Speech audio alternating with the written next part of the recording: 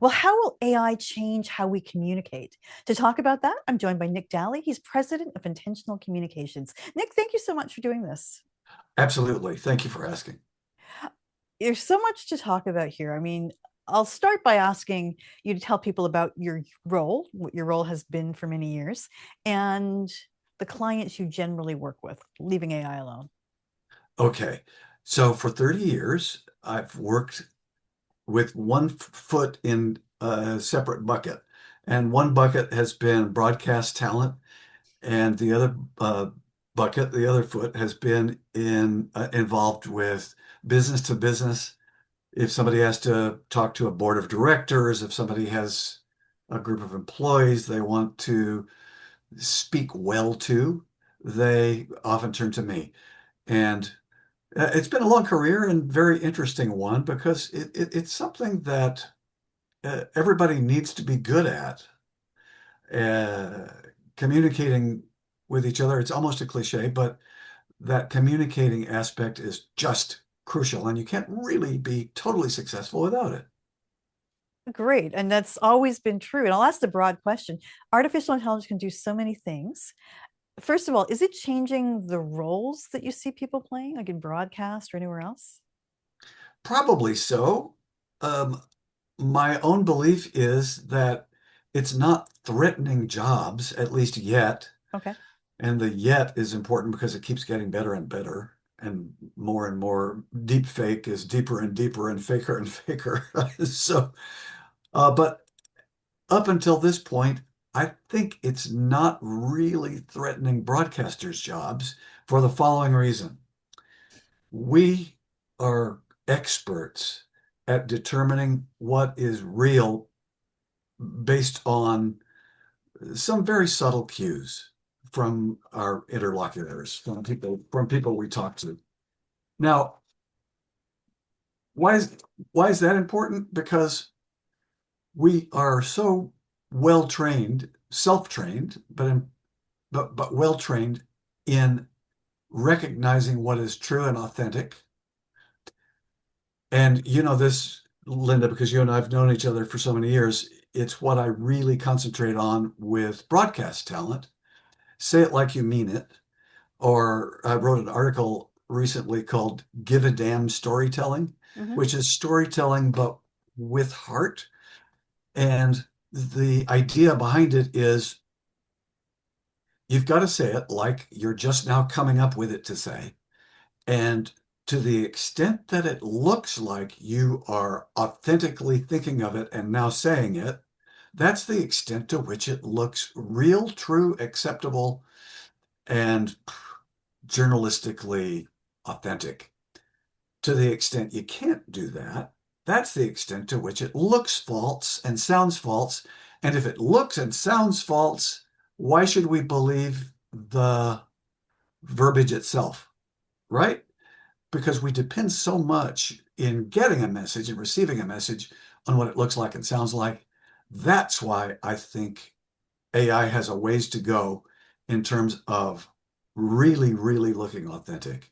If you watch AI material and sort of look for, is the person's mouth really moving according to what's being said? You still can kind of tell, but you have to pay attention. And the good news is, I think people do pay attention because I think people now more than ever are looking for genuineness, authenticity, and veracity in what they accept in their news and in their well, all kinds of news, whether political or geopolitical or whatever kind of news. I think we really hunger for that realness, that authenticity.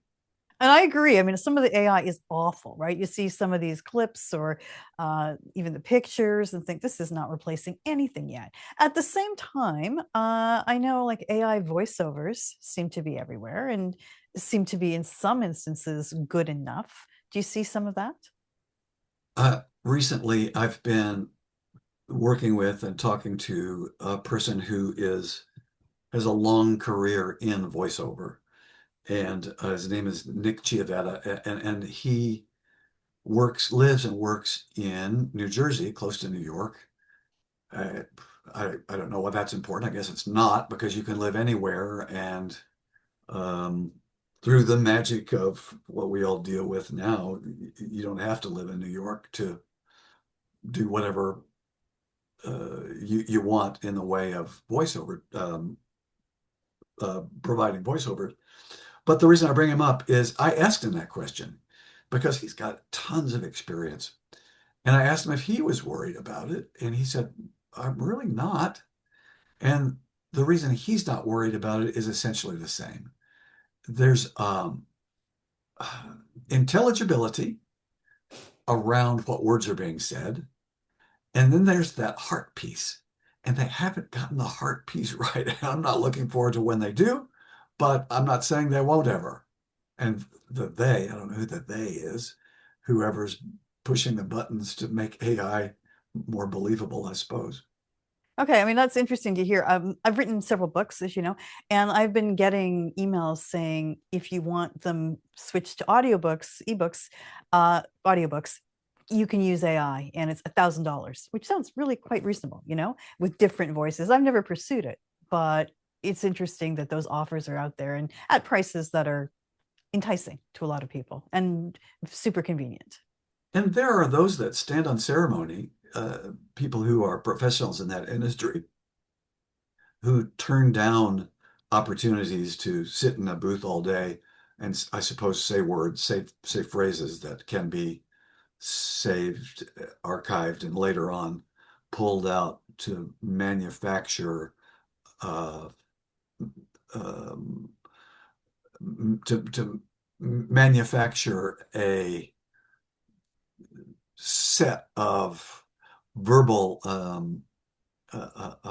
performance cues that will stand in the place of reality. And I know people who just said, no, I'm not going to do that. I'm not going to sell my, because it goes against my, it sort of jerks the rug out from under my own feet. And I understand that. But you're right. It's hard to turn down $1,000. Yeah. So yeah, it's happening. It's happening. It'll be interesting to see. But the other thing that's happening, Nick, and you alluded to this earlier, is that we're already getting a backlash to AI, right? That people can tell what's not genuine.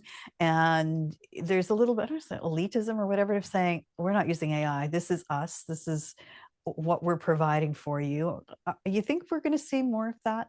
I mean, I'm thinking even of like captions on Instagram or LinkedIn. They read terribly. Like, I'd rather see somebody making a grammatical error than seeing those manufactured little lines under there. And I would say it's the same for communication. I hope your thinking is correct. That's my thinking too, or my hope. The reason I always take that level of hope with a grain of salt is the financial As we talked about, right? Yeah. underpinning. Yeah.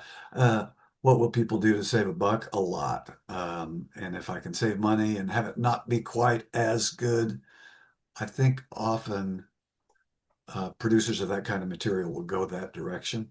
And but really top drawer, really top notch stuff, I think they're still going to use living, breathing soul to make that happen. At least I hope so, Linda. It'll be fascinating to see where it goes. Fascinating and scary. If you're enjoying this conversation and want to bring insights like these to your next event, visit lindanazareth.com to book Linda Nazareth as your keynote speaker. Linda is an economist and futurist, and she is a dynamic and experienced speaker who has presented to audiences across a broad range of industries on the megatrends shaping the economy and the future of work. That's lindanazareth.com, or send an email to speaking@lindanazareth.com. Well, I would say that if there's going to be anyone employed, it's somebody who's going to have a lot of different skills, whether it's organization or empathy or mentoring, but certainly communications, right? That if you're going to offer yourself to an employer and say, I'm better than AI, part of this has to be I communicate well.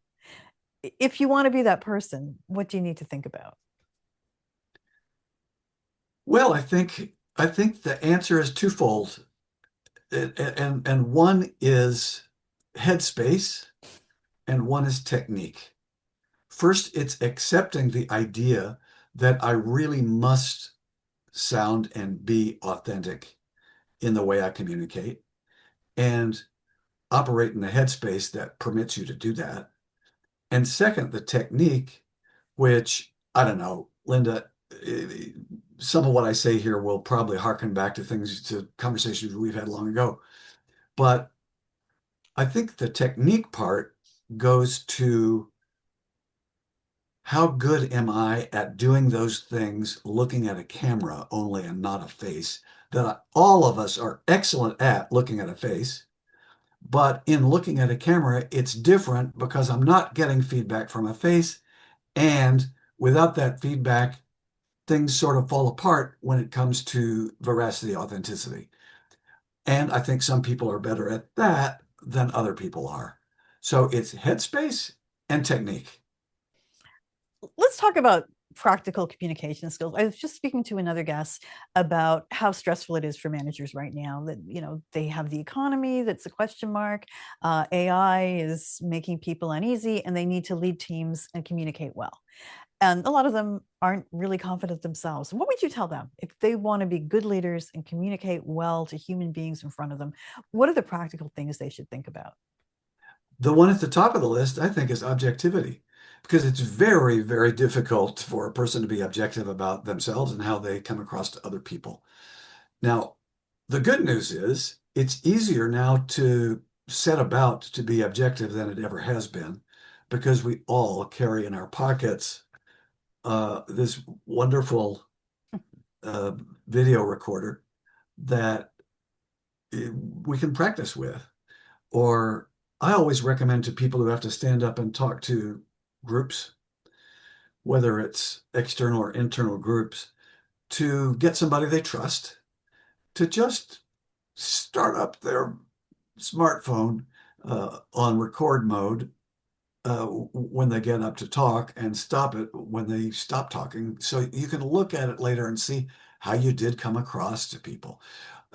Because objectivity is hard to come by, that's a foolproof way to be objective.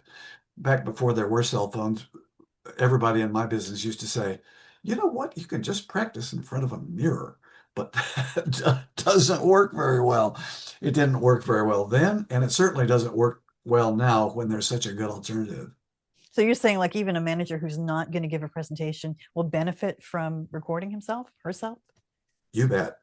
Interesting. For example, let's say somebody is a hiring manager and they want to work on their interview technique.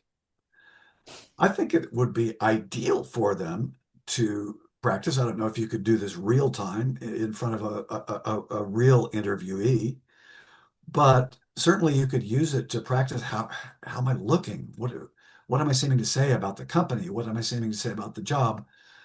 Uh, and let me inform myself based on real objective criteria, which is how did I really look? How did I really sound? What about the flip side? Maybe you can't answer this, but I hear from a lot of people that they hate how the hiring process is these days, that you sometimes start with AI or you start with Zoom. It takes a long time before you're sitting down with someone who understands your work. Are there ways to communicate that would make you stand out in that case? As the interviewee or the As the interviewer? interviewee. As the interviewee. I think, are there ways to stand out? I, I believe that there are. I believe part of it is knowing in advance what the interviewer wants to hear.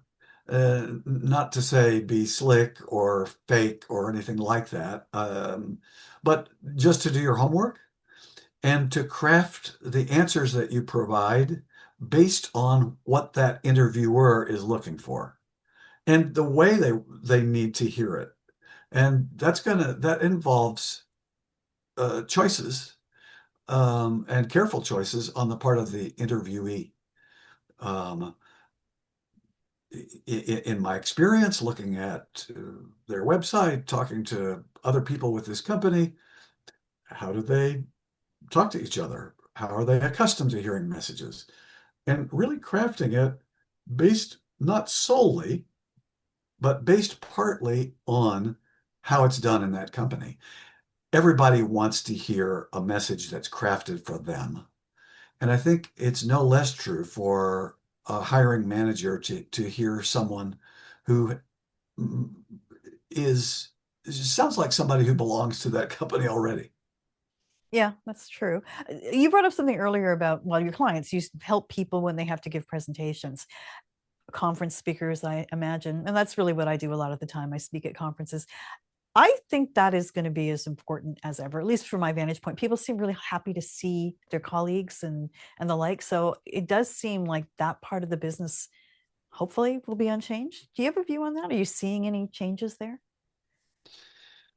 I believe some changes, and some of that is sort of self-leveling because the folks who are providing what audiences want are ones that are more successful and than colleagues or um, than other people in the same business who don't appeal as much to the audience as they can. I didn't say that very, very economically, but you know what I mean. Uh, the the market chooses, and on that score, I believe it's a good idea to look at and be influenced by, not to copy, but to be influenced by those who are really top notch in their markets. I think people should watch you and how you operate in front of an audience in order to um, either persuade or to a point of view or to simply inform on what you see is happening because you've got your finger on the pulse of things. Last thoughts, Nick, as we move into this AI fueled future and people still will need to communicate, like what should they be thinking of? 50-50. I think they, in preparing a message, I think most people still invest about 90% of their time in the words they're going to say and about 10% of their time in how it will look and how it will sound. I think 50-50 is a pretty good approach, spending 50% of the time on what will be said and 50% of the time on how it looks and sounds. Why? Because it's so crucially important. Um, Go back to broadcast for just a moment.